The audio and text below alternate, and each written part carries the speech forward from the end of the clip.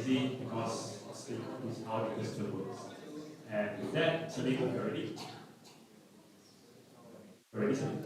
Yes. When Selim's ready, we can. I'll need to pass my mic to Selim. Yes, thank you. Thank you, thank you.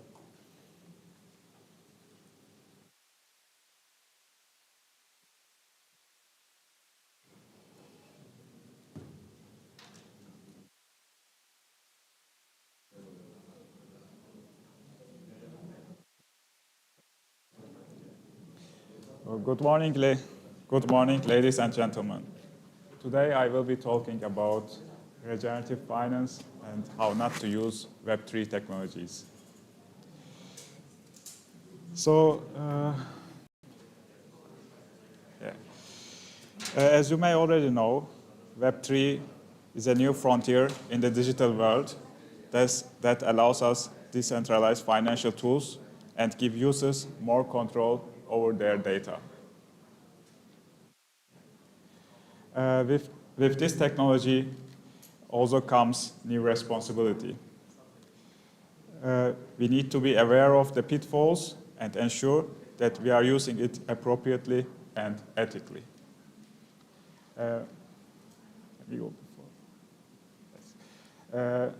Maybe some of you know this meme. It's a degenerate trader. In 2020, decentralized finance was Ethereum's trend of the year. And with that honor came 1,000 new terms and even more memes. But more importantly, the success of DeFi proves an essential quality of Ethereum. That real high-volume apps are possible on this network, new protocols were shipped, new tokens were issued, and the total value locked in decentralized finance protocols surged. Ethereum's culture evolved. People began speaking of degens, short for degenerate gamblers, as thousands of pseudonymous, money-hungry token holders blindly sold yield in questionable assets. Given how meme-driven this craze was, it was not long before it spread through the whole crypto Twitter.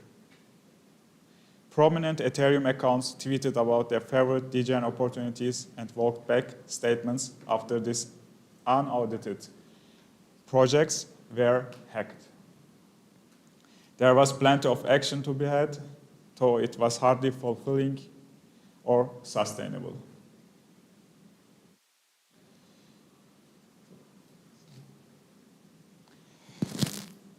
So the solution, I would call it, one of the solutions is regenerative finance. The financial approach that seeks to promote social, environmental, and economic regeneration by aligning investments with principles of sustainability, justice, and community empowerment. The concept of regenerative finance emerged as a response to the shortcomings of conventional finance, which often prioritizes short-term profits over long-term sustainability and social well-being. As its core, regenerative finance in Web3 is an approach to investing that uses investing with decentralized technologies to create positive social and environmental impact. With also getting some returns, of course. This can include investing in decentralized autonomous organizations called DAOs that are working to address climate change, social issues, or, for example, support sustainable agriculture. These are just some of the examples. Vegan finance is democratic, not technocratic. It is the community using peer-to-peer money to fund what the community needs funded, as opposed to the legacy world where billionaire philanthropists get to decide what is worthy of funding open systems should be funded by the crowd.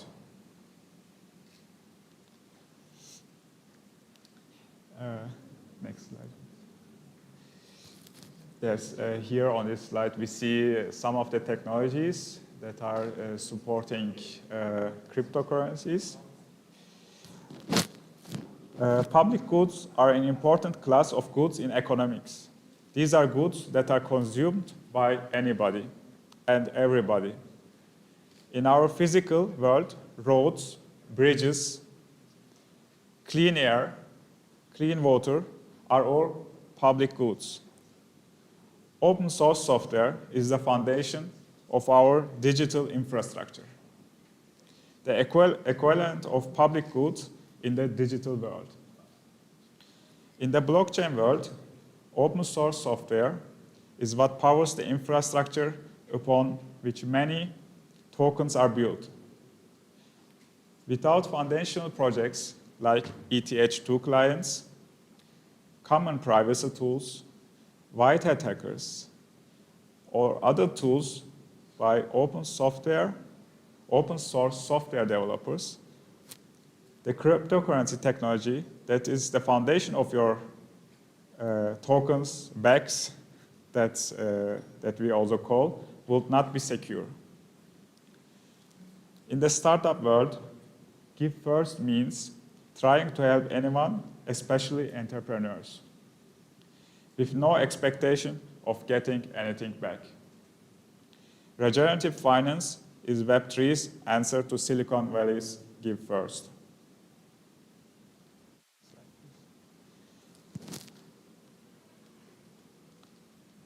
So enter Gitcoin grants. Think of Gitcoin grants as Ethereum's largest crowdfunding platform.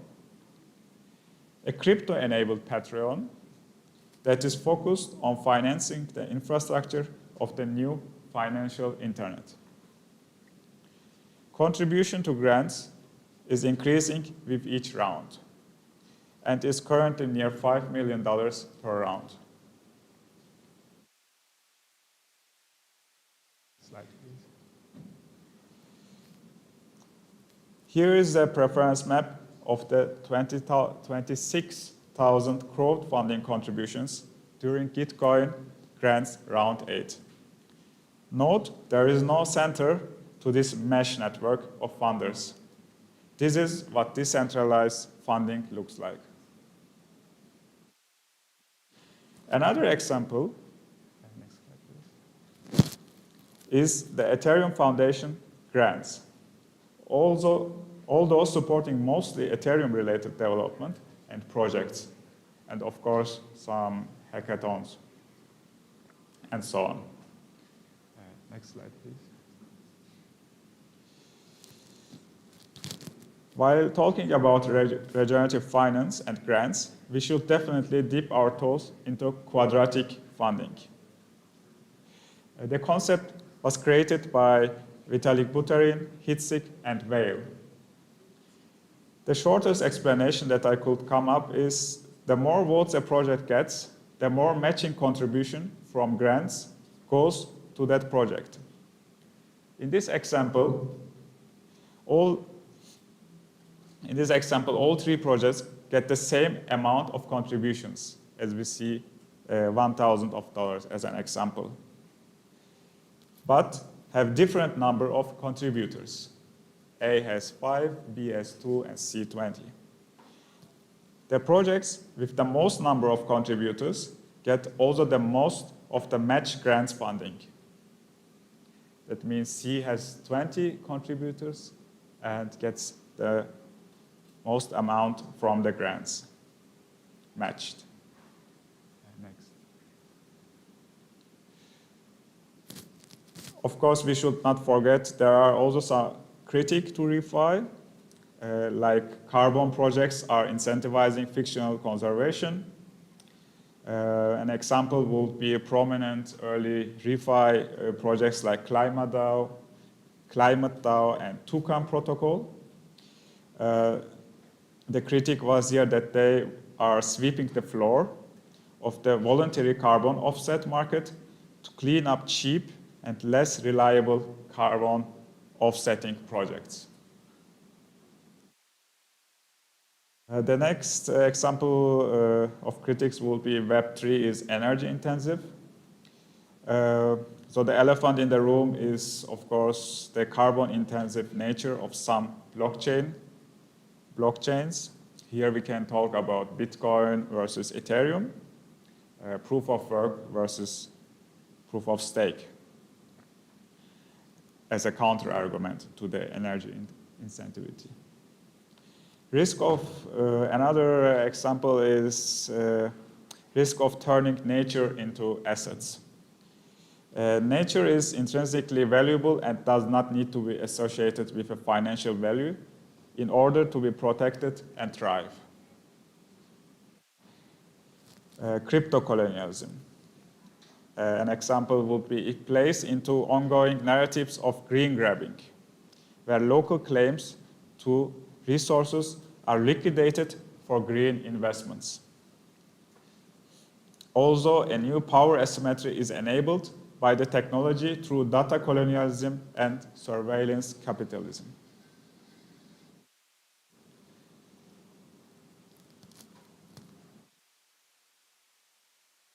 Next slide, please. So the landscape. It's quite many projects, but you can go also to the link below and see the large poster for it. Despite its many challenges, it is imperative to keep the refi experiment going. As of today, the refi ecosystem is incredibly diverse. We have protocols, DAOs, scientists, economists, and developers. Building bridges with its critics and their arguments can only strengthen this foundation and help bring it closer to its utopian horizons. Next slide, please. So here a bit of self-marketing for the company.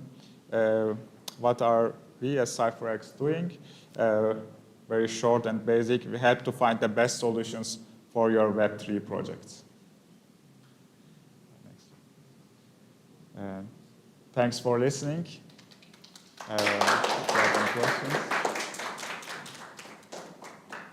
If you have any questions, you can ask now or I will be there at the corner.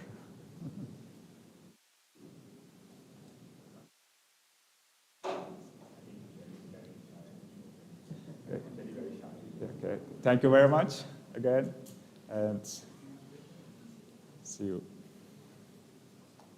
Thank you, Selim. CypherX for being a sponsor and also for talk on DeFi. Our next talk is going to be at 11:30, and it's going by Etherscan, Introduction to API, right? And yep, I'm going to leave it to them to talk about that. And we have until 11:30 for the next talk. So for now, it's free and easy. Do whatever you want. Yeah, that's all. We'll be back at 11:30.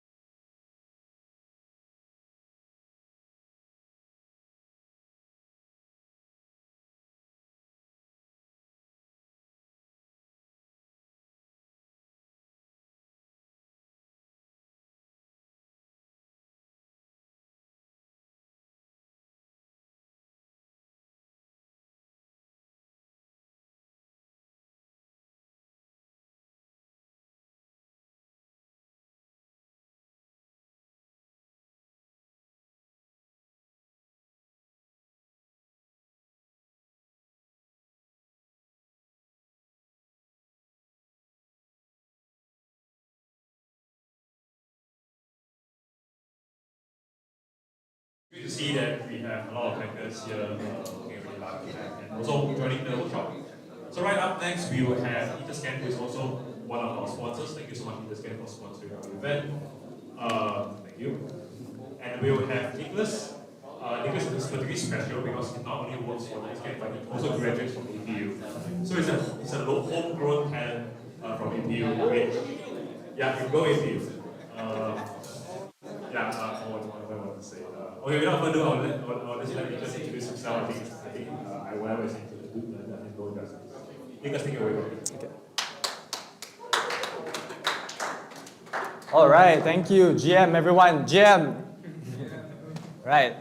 So, how are we hacking today? What are the projects we're building on? What are the stuff we're doing today? Anyone has already got your ideas finalized? You've got great ideas you're ready to share. Okay, so many are not too prepared yet. Okay, so just a quick show of hands. How many of you here are Web3 native and you already know what Etherscan is? And you already have used Etherscan, you've been looking up transactions. Show of hands, guys, a little bit higher so we can see you. Okay, so familiar faces, familiar people have used Etherscan.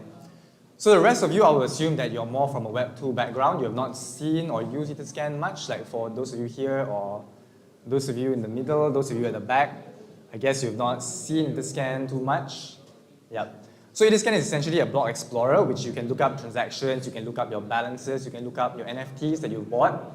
And for many of you who didn't know, who actually knew that Etherscan had APIs? Did anyone know that Etherscan already has APIs? Yep, familiar users there. You guys are awesome. So how many of you here already know that Etherscan has APIs?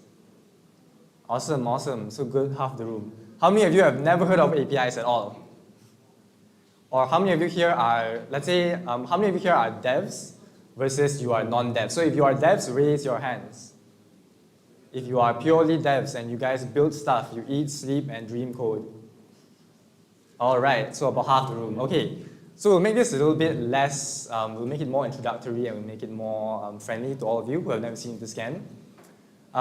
So Etherscan, as I mentioned, is a block explorer where you can look up transactions and NFTs. But with APIs, you'll be able to do this via code. So meaning that, let's say you're going to write, I think most of you are going to be building on web, or some of you might be building on mobile. You can call Etherscan's APIs to essentially use Etherscan without going to Etherscan. So essentially, you are going to use code to be able to automate things like, let's say, you're checking user transactions and so on. Okay, so before that, just a quick introduction. I'm Nick from Etherscan. If you've seen me or if you think that I'm familiar, I'm from EKL as well. You might have seen me doing the monthly roundups. I think some of you are familiar faces too, I've seen from EKL. And if I'm extra familiar, I'm also from APU as an alumni. Okay. All right, so so today I'm going to share some of the few API endpoints that I find to be very helpful to get blockchain data from the internet. And it's going to be it's going to be a bit of a workshop style. So if you want to follow along, you can actually go to this link here. You can actually go to docs.etherscan.io and you can view the full documentation that we're going to follow along. So if you want to try out the queries in real time, you want to try this with the data, you want to try this to actually get the data that you're going to pull for your project, you can actually go to this link and you can try it out in real time with us.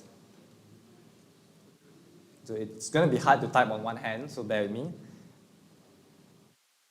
All right, so the first thing that I find, of course, very, very, very helpful and very important is the transactions that you can get from Etherscan.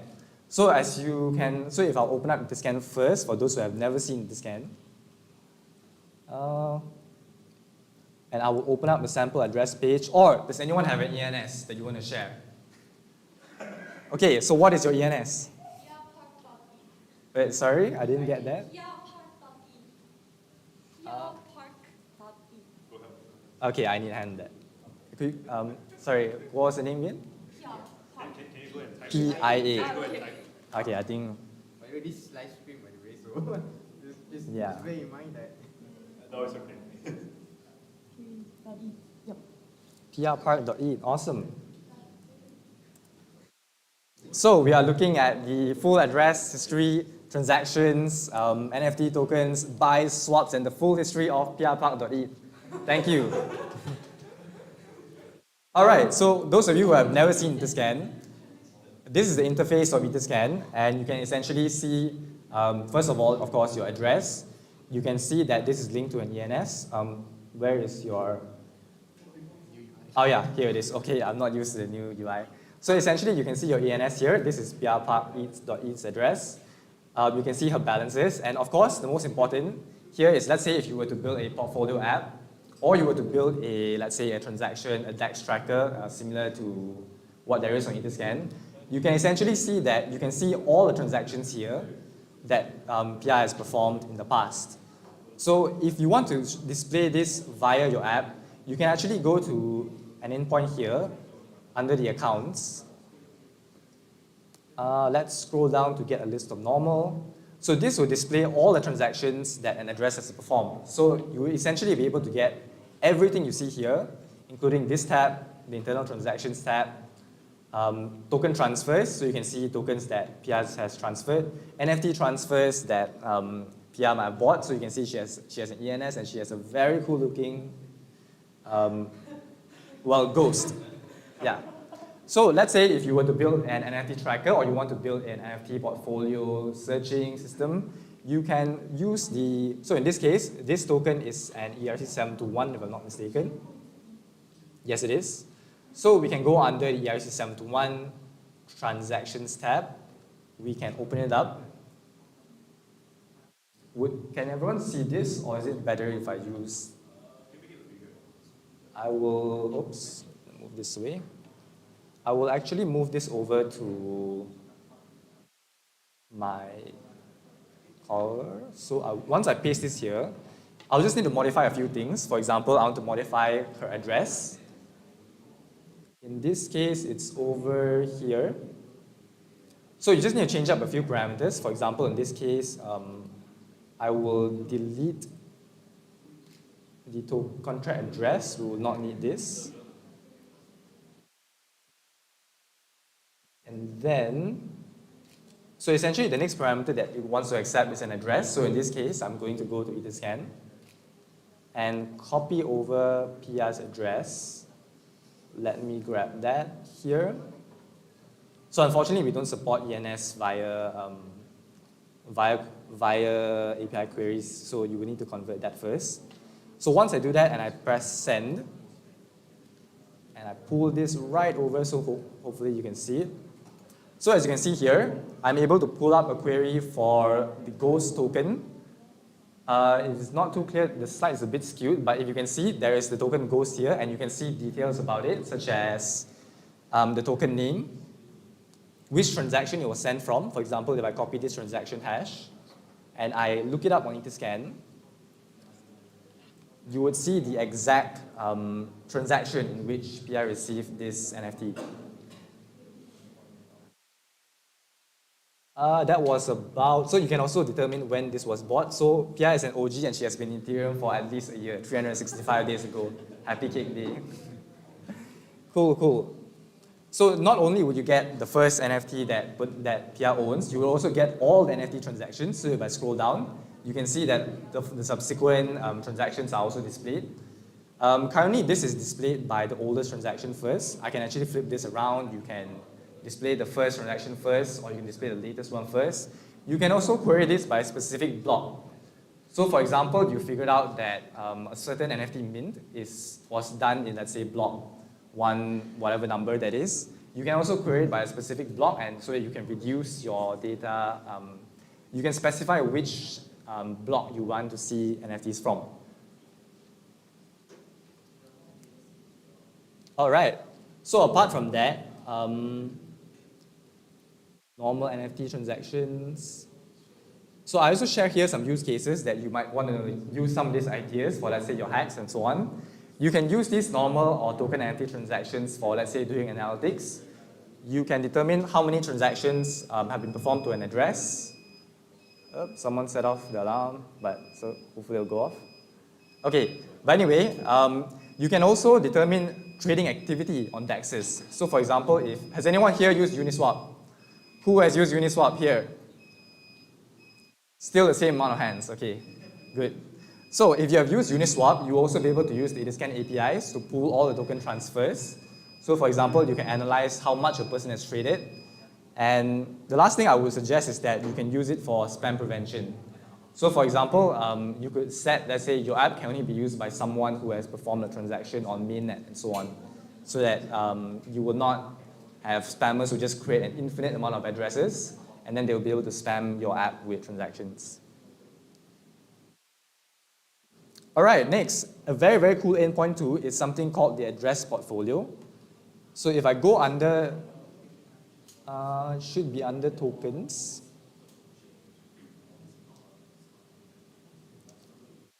Where is tokens? Token holder list. No, not this one. Where is our thing in the new UI? Okay, it's here. Oh, got some. Okay, so has anyone seen this page on Etherscan? Oh, let me scroll down.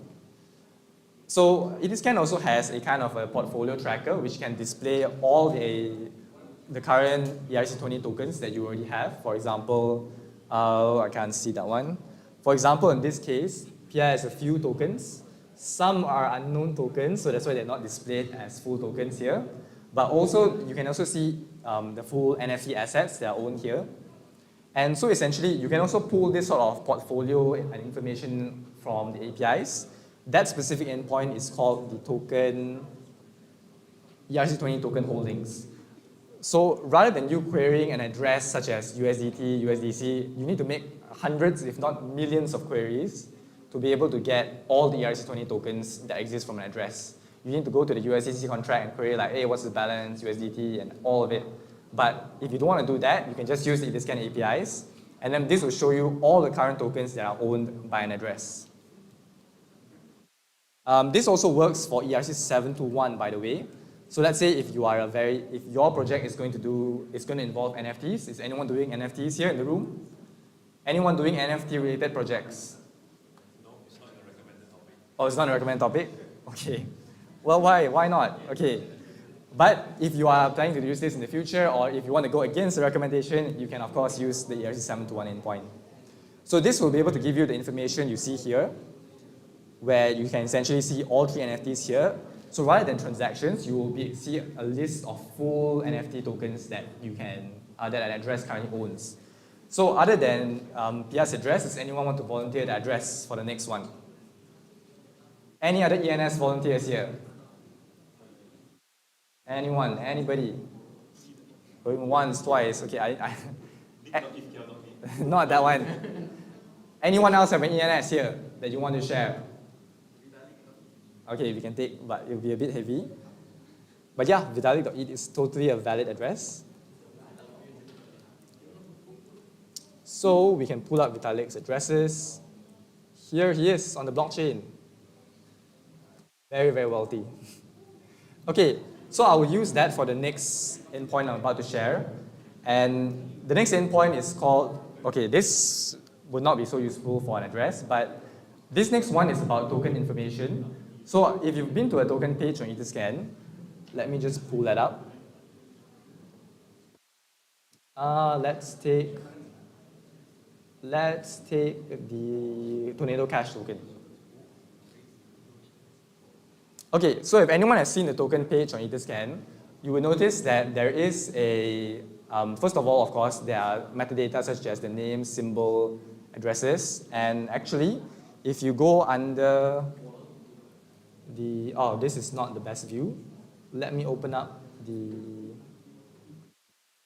token tracker instead. Yes, this one. Under the info tab. Wait, where do we move it to?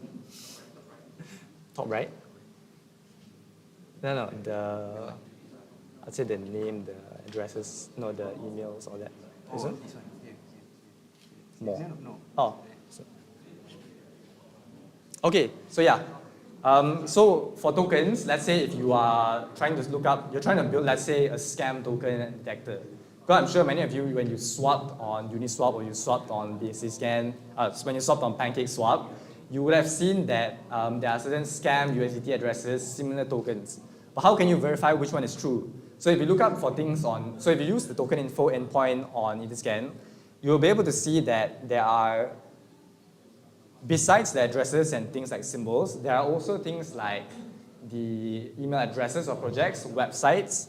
In some cases, like if you were to take, let's say, tokens like Optimism's token, you would be able to see that, oh, Optimism's not here. But let's say if a token has governance forums, if a token has information forums, analytics, you will be able to see them here. Or if, let's say, this is a token that is tradable, you would see that there is a Uniswap link here. So you can directly trade this token on Uniswap. And all this information is available on the token info endpoint right here. Not this one, but this one. So if you see under the sample response, if it's visible, you will be able to get things like total supplies, token types, if this is an NFT, if this is a contract. And also, if you are building, let's say, a trading app, or let's say you're building an analytics app, there is also a token price. So if you're looking for ERC20 token prices, it exists here. You can use this endpoint to get prices.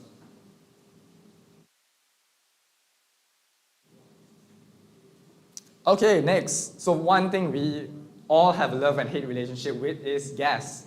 Everyone hates paying $7 of gas for transferring tokens, but here is how you prevent it.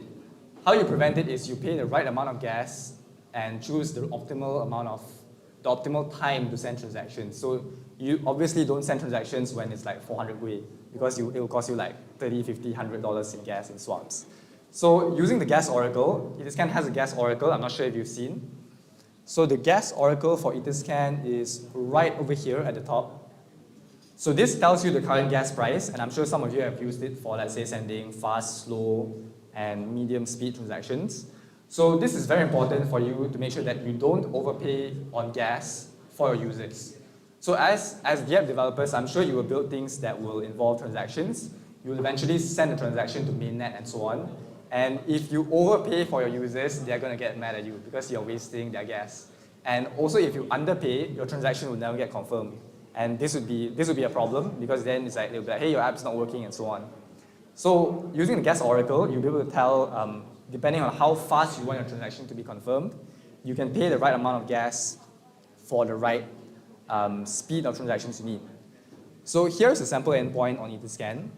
If you go under gas tracker, and then you use the gas oracle right here.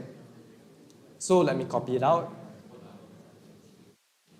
Copy it out to here, and I drag this over, paste it in. So if you can see here, the gas oracle at the moment on the website is 25. So once I query it on Etherscan, you can also see here that there are the slow, medium, fast gas prices in the decimals here. So the exact same thing, you won't need to go Etherscan for your D-app, and you can just query it from your app itself. So this, of course, besides building, let's say, gas estimators, gas dashboards, one of the very core features that you probably want to use is what gas price to pay, and paying the right amount of gas at the right time.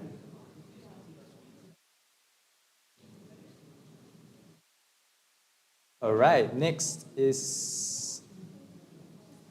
on we have the contract APIs and source code.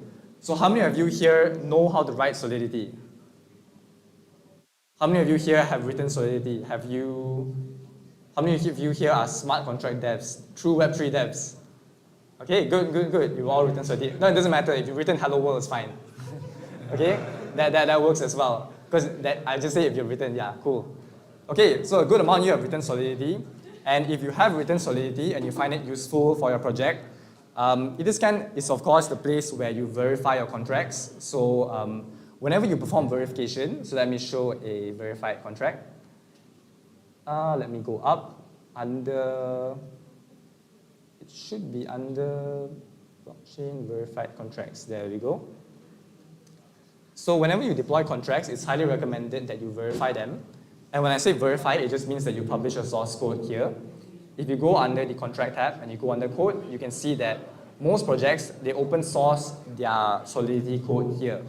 So all of this is done through Etherscan, and of course, when you do it through Etherscan, we also have an API for you to pull this, and also if you want to, let's say you are building an analyzer or a linter that you can check these contracts, and you could do, let's say, you submit a token address, and then it analyzes the code for any malicious code. There are similar patterns such as honeypot tokens, which you can see, and then you can detect these patterns and warn your users in this case.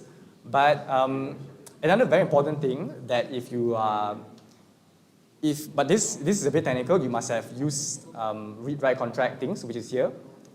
So in order to perform read-write contracts, such as to read a contract's current value, or if you want to write a transaction, let's say you build a contract that does staking, that does swapping, it could be locking up things, time locking things. So all of that, whenever you perform read-write contracts, you would need something called an ABI. So an ABI is something down here.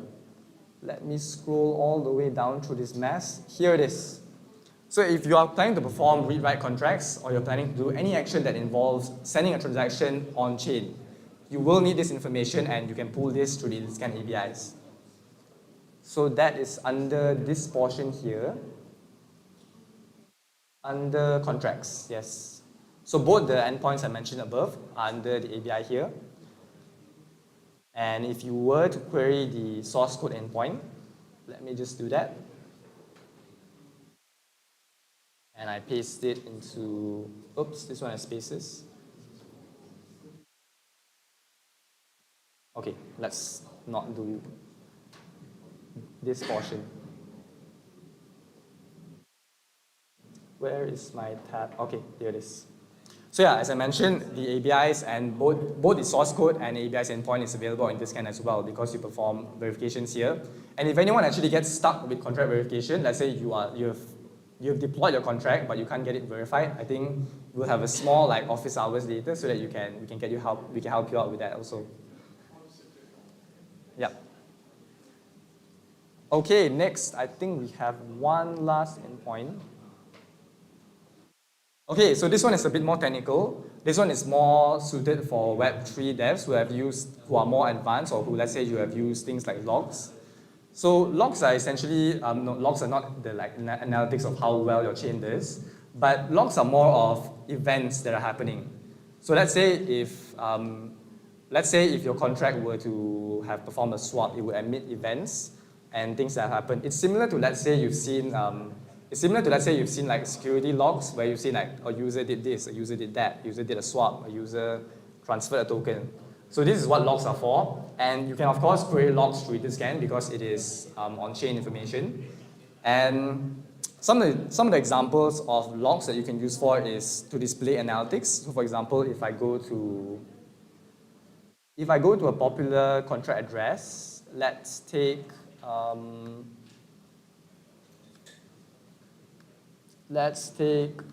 anyone have suggestions? USDC. Oh, we can go to Gas Tracker as well, yeah? So actually one cool feature, if anyone has not used under the Gas Tracker, is actually we also show which contracts have used the most gas. In this case, I can see it is, let's take Blur. So for anyone who got the Blur airdrop, you might want to build something in return for them. So it is, I think this has not been open sourced. Let's not take that. Let's take Seaport, which is a fancy name for OpenSea. Oh, these are not. Oh, they are also. Yeah. So essentially, this is OpenSea's contract, and essentially, if you want to look at the logs here, you can see that for OpenSea, there are these events, which I'll zoom in. There are these events that OpenSea admits, such as match advance, all this. So this is essentially OpenSea, people trading on OpenSea, and you can actually pull these event logs to see what specific tokens that people have traded, and also when this trade was performed, how much did they pay for this NFT, and so on. So logs are a little bit more advanced. They do look like a bunch of gobbledygook if you've not worked with it before, but they are very, very powerful if you want to display information that ongoing information about contracts and what's going on, what is being performed, what's popular with certain contracts. So some of the examples I listed here is that it includes doing, let's say, analytics on bridging activities. So you can perhaps analyze how many people have bridged to Optimism, how many people have bridged to OpenSea, not to OpenSea, to, let's say, to Polygon, how many people have bridged to ZK Sync. Another thing that you can also do is, let's say you want to display your projects. So eventually when you deploy your own contract, you also, hopefully, if you develop things well, you should emit logs, and also you will then be able to display your user actions and statistics based on your own protocol.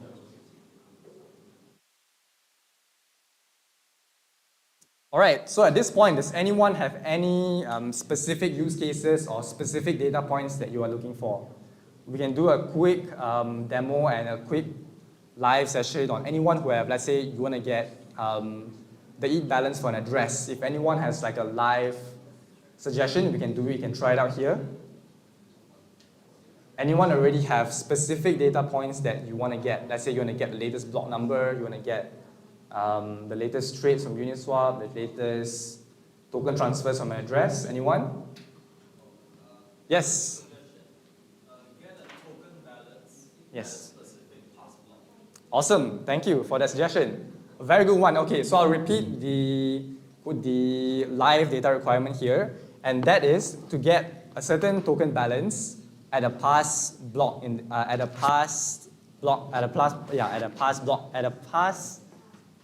block. Yes, okay, that makes sense. Okay, at a pass block number. So essentially, this is, for example, querying like how much OP tokens did PR have in the past? How much ENS tokens did, what's your name again? Wait. Oh, Wei, okay. So that's a cool name, like the gas Wei. Very cool, okay. So let's say we are trying to query how much tokens did Wei have in the past. Okay, so Etherscan has a very specific endpoint for that. And that is under the token transfers. So if I go under the token tab, there is a historical, so besides getting the current token balance, there is an endpoint here to get the current ERC20 token balance. There is also a historical token balance. So right over here, there is a historical balance for ERC20 tokens, or not supply, but the next one. This one. So you can query this. This is an endpoint that you can use to query tokens by a specific block. This needs an API Pro key, so I will take the computer screen offline for a bit to use my key. Alufi, can we disconnect for a while? Okay, give me just 1 minute, guys. I need to get the key without showing all of you my Etherscan account passwords. So that, just give me a moment to pause the recording. It's not showing, right? Okay. 1 moment, guys. I am not open sourcing my keys. Okay, sign in.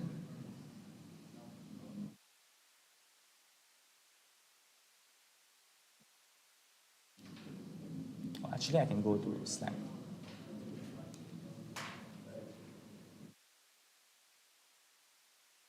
Oh, are you already signed into Etherscan? I realized that I forgot to get the keys beforehand. Or actually, I can take these. Oh, yeah, I can. I think close this. And then Got it. okay, can we enable it back?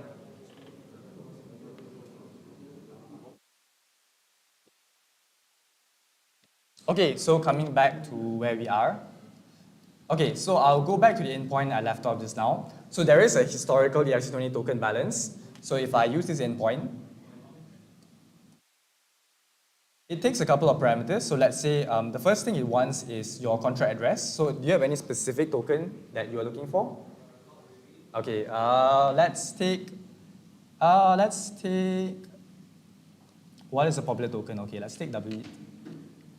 So we are querying the wrap ether balance. So we will take the contract address of wrap ether. Give it a while to search. But if it doesn't, I will skip over that and directly look for it. Let's take a token. Okay, let's take ether. So I will copy the contract address of stake ether and then go over to our query here. I will first replace the contract address with stake ether's address. And the next thing you want to do is which address you want to query for stake ether. So let's take Vitalik's address, and we see how much stake ether he has owned in a past block. I think I already have his address here. So this is best if you already own a token in the past. I think I have his address here. Yes, it should be one of these. So the next thing is any address that you want to query for.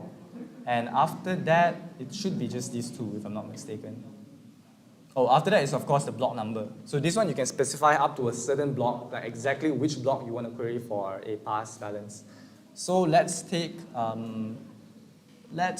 one of the block numbers here. Let's say 2 minutes ago. We will take this block. So block number 16645914. Paste it in. And then if I take this out to my query, just so that you can see it easier. Paste it, send it. Oops, I need to replace my key in. So let me grab my key here. Please do not screenshot this because it works. Oh, it's live stream. Okay. Oh, valid key.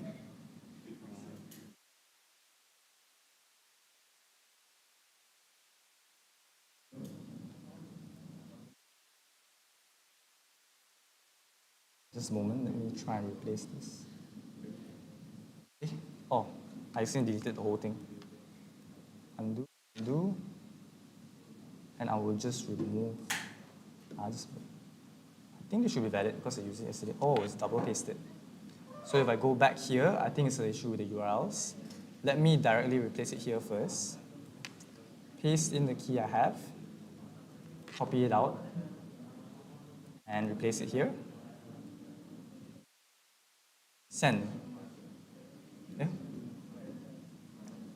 Did I copy this wrongly? Just a moment, guys. Send. Okay, I think we made a bit of a mistake with the address format. So let me go to Etherscan and take an address. Let's say we take OpenSea's address first. Copy the address. So after control address, balance is true. Okay, paste it here. Yeah, this works.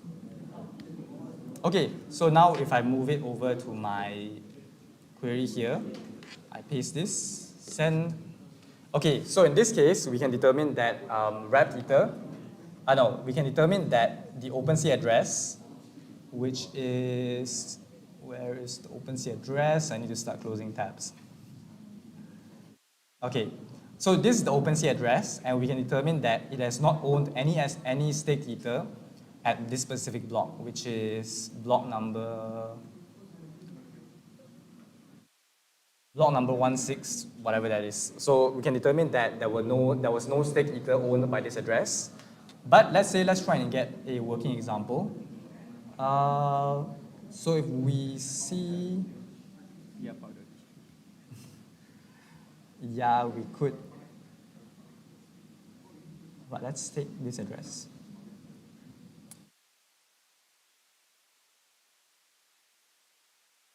I think we can use this address then. Okay, so I'm going to do an example where I can see the block, a transfer that exists in the past. So this is a transaction that transferred wrapped ether to this address, OpenSea deployer to Avalanche Bridge. So this was transferred at block 16153, whatever. So I will go one block behind just to show that this address previously owned wrapped ether. So let me copy that block. And then I will replace it here. Read this and replace the block number. I will then replace the contract address of staked Ether with wrapped Ether. So let me grab the contract address of wrapped Ether and then replace it here, not this one. This one, replace it. Then I will copy the whole query over and paste it here. Oh, still 0. Let's see if we made a mistake. Is it this address?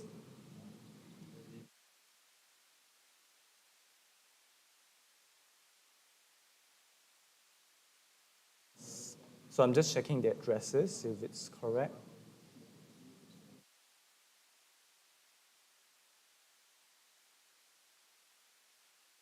.39 and then contract address is wrapped Ether. Yeah, that looks right. Let's go a few blocks. Oh, yes.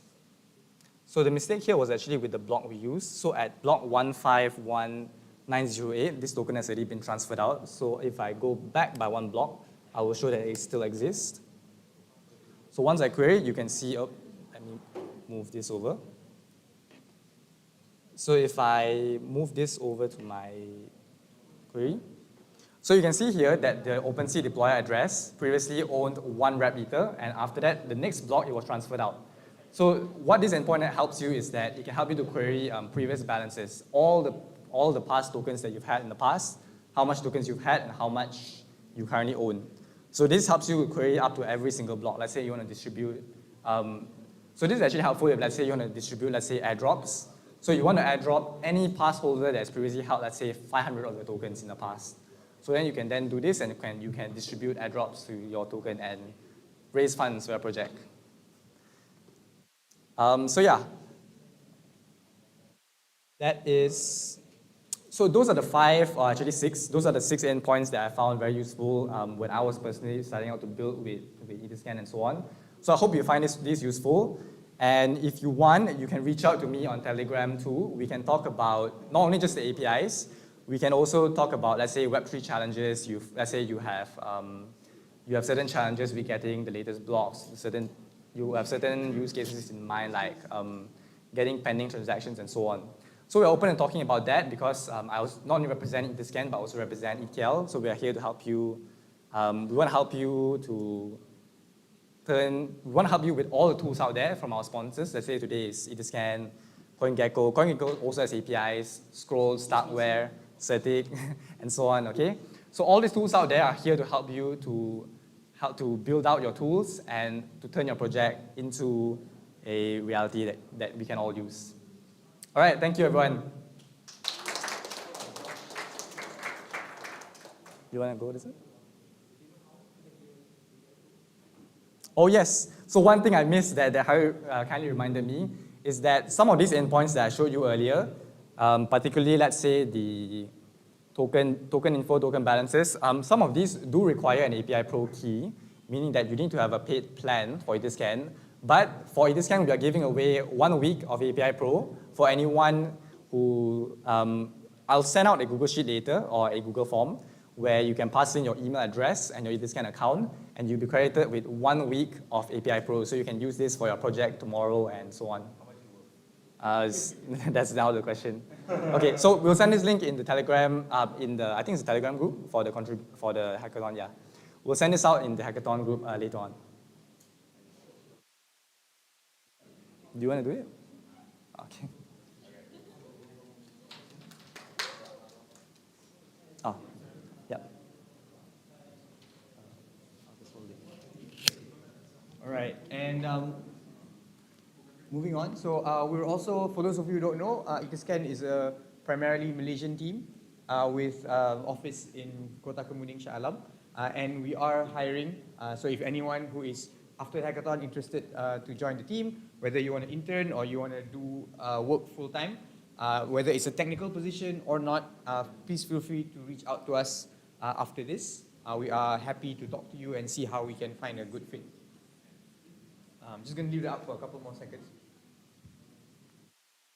And as mentioned by Nick, so the rest of the hour until 12:30, It's Etherscan office hours. So if you have any questions about Etherscan or about understanding transactions or blocks or event logs, please feel free to ask us. We're okay to answer even the most basic questions if you don't know anything about transactions, up to the more advanced ones. Yeah, so please feel free to use the time to ask us any questions. Thanks, everyone.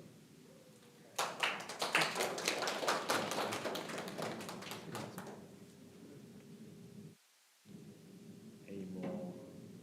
Do we have questions from the crowd for the Etherscan team? It's okay, you can just come. Or you can just come to for the office hours. They'll be right here to assist you.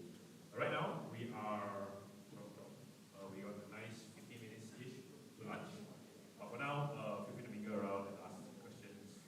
Etherscan team, everyone here, to the CypherX team, if you have any, to mingle around and working. I think that's core culture of hackathon in real life. To meet new friends and to get networks. So yeah, for now, just hang tight until we 12:30 and we head down for lunch, and then we'll come back there for more talk. Oh yeah, one more thing to mention. So we are postponing the next talk by CertiK, John, from 2 to 2:30 p.m. So we have a slightly longer lunch. So just let you know. Cool. I think that's all, and I will see you at lunch.